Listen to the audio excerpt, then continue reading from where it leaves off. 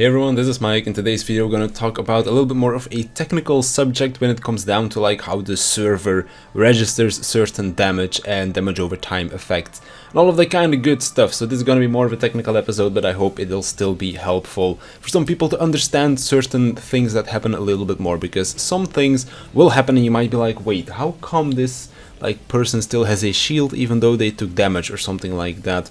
Well, with this video I hope to explain all of those things. So in the first half I'm quickly going to explain how server registration works when it comes down to AoE effects, like for example an AoE outgoing heal or an AoE like raid wide AoE from the boss, for example. And in the second half I'm going to explain what server ticks are, what they mean for your job when it comes down to heal over times or damage over time abilities, but also how they impact two jobs specifically, that being Monk and Black Mage. But those are very specific cases and I'll kind of talk about them and show you an example of what they impact as well. Now, server registration, let's talk about that one first, because a lot of people think that whenever you do an AoE heal, everybody gets healed at the same time. Same thing, for example, when you apply a shield to someone. A really good example for that would be Shake It Off from Warrior. It's an instant cast ability, so you kind of expect that when you press that ability, everybody just immediately gets the shield. That's not the case though. Everybody, when it comes down to AoE effects, it always happens in a wave, so to speak. So it will apply on one person first, then the next, until you reach that final person in your party. Same thing goes for 24-man raids and stuff like that as well. It takes 24 people to kind of like get that domino effect until it reaches the last one when it comes down to damage registration, when it comes down to raid-wide AoEs. So if you've ever used your Shake It Off, or for example a Succor or an emergency heal really close to the raid-wide AoE going out, you might have had it happen that, for example, if you use an Indom or something like that, emergency healing, right before a raid-wide goes off, that half of the party survives, but maybe one or two people still get hit and die before the heal was able to reach them, so to speak. It's something that we like to say, the heal didn't reach them in time, or the shield didn't reach them in time. Something like that with Shake It Off can happen as well, where you use the Shake It Off and you see that after the raid-wide AoE happens, everybody took damage from the raid-wide AoE, that there's maybe a few people that still have the Shake It Off even though they took damage. You might be like, well, half of the party lost the shield, so it was useful for them, but the other half still has the shield, yet they took the damage.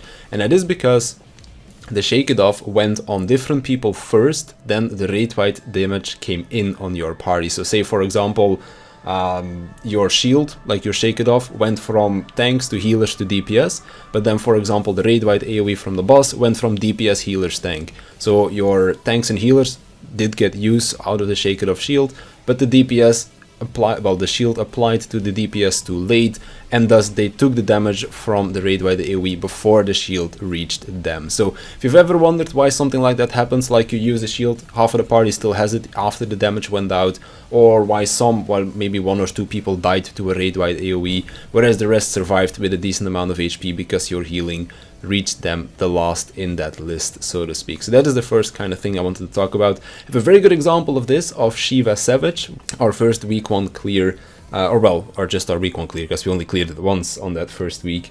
But basically pretty much half of the party died to the enrage of Shiva. It's going to be really hard to see, but I wanted to just give you a very concrete example of something that happened to me myself, and if you ever have that happen to you as well, totally possible, of course.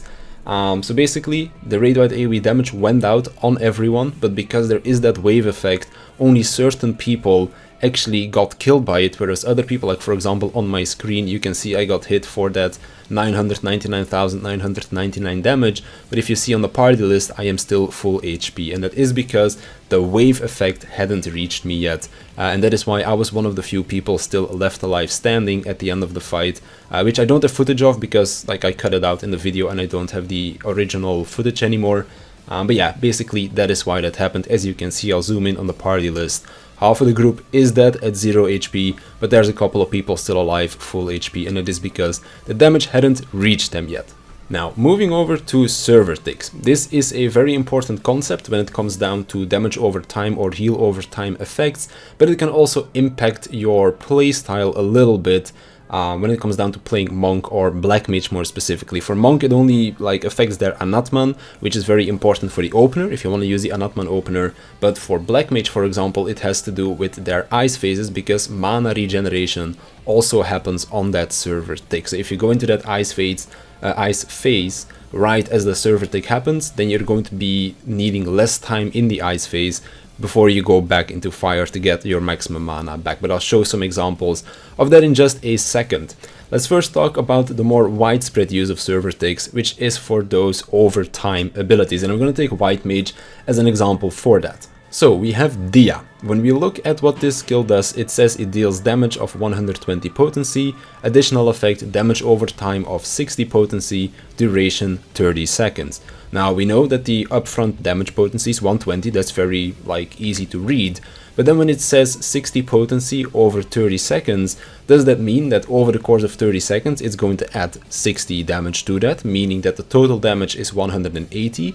Or does this 60 potency occur very often during those 30 seconds? Well, that is where we have that 3 seconds server tick. So every 3 seconds, the damage over time effect is going to do 60 potency worth of damage, meaning that during those 30 seconds we're going to have 10 instances of damage, because 30 divided by 3 is 10, and then do 10 times 60, you get 600. So we have a total potency of 720 on Dia, 120 from the instant damage, and then 600 potency over the duration of those 30 seconds. And you can apply this to all of the other damage over time or healing over time abilities as well. If you, for example, take a look at Regen, Cure potency 200, duration 18 seconds, meaning 18 divided by 3 is 6, 6 times 200 is 800, so the total potency of your regen is going to be an 800 potency heal. So those are like the things that you can do when it comes down to calculating how much damage or how much healing potency certain overtime skills have, if you ever wondered whether or not they would be, like for example, worth it reapplying them before a boss phases away or something like that, instead of just spamming. Let's say if you're playing Summoner or something like that, is it worth putting both of your dots on if they only tick for 10 seconds rather than just spamming Ruin 3 or something like that? Well, now you can calculate all of those things for yourself. Now, moving on to Black Mage and Monk to kind of show you how these server ticks can impact your job itself. Let's first take a look at Black Mage. So as I said, whenever you go into that ice phase, you regenerate your mana incredibly fast, and this happens on the server tick as well. Now, if you time it correctly, that you go into ice phase just as the server tick happens, you're going to get an instant tick of mana regeneration, meaning that you need less time in that ice phase. So if you see on the left side of my Black Mage, I go into ice, I do Blizzard 3, and then I go back into fire and I have full mana. Now, if you look on the right side of the screen, I do exactly the same thing. It's just that this time around, me going into ice phase wasn't lined up correctly with the server tick, meaning that I needed an extra second inside that ice phase before going into fire. And that meant that even though I did the exact same thing as on the left, I am now left with only 1 mana tick instead of 2 mana ticks, so I don't have my full mana available to me, meaning that I should have done an extra GCD, or that I just need to go back into ice phase a lot faster because I don't have all of the mana to spend in my fire phase. So this can be making quite a big difference in how you approach your rotation. Now, when it comes down to Monk, we have kind of a similar thing with Anatman. So I've got 2 Anatman openers again here, or well, just like 2 instances of Anatman. On the left side, we have an Anatman that is timed perfectly almost with the server tick. On the right side, we have one that is just used and the server tick comes a little bit later. And as you can see, the one on the left finishes his channeling for 3 stacks a whole lot faster than the one on the right. Now, of course, when it comes down to Monk, it only affects the opener, but still, standing still for an extra 2 seconds is more of a DPS loss than just like immediately being able to start attack once you get the stacks that you want from your Anatman. So that's kind of like how the server ticks can impact jobs a little bit as well. With Monk, it's only in the opener really that it affects it. With Black Mage, it can have some longer lasting effects during its whole rotation as well. There are tools for you to be able to see the server tick so you can align your rotation with it. They are third-party tools, of course, so they are technically not allowed by the terms of service, so use them at your own precaution if you want to use them. I personally don't use them because I don't feel like I really don't want to go for those 100 percentile logs anyway, so it doesn't really affect me too much. Yes, it can be a little bit salty, for example, when you only get 1 mana tick instead of the 2 that you want during that ice phase of your Black Mage play time.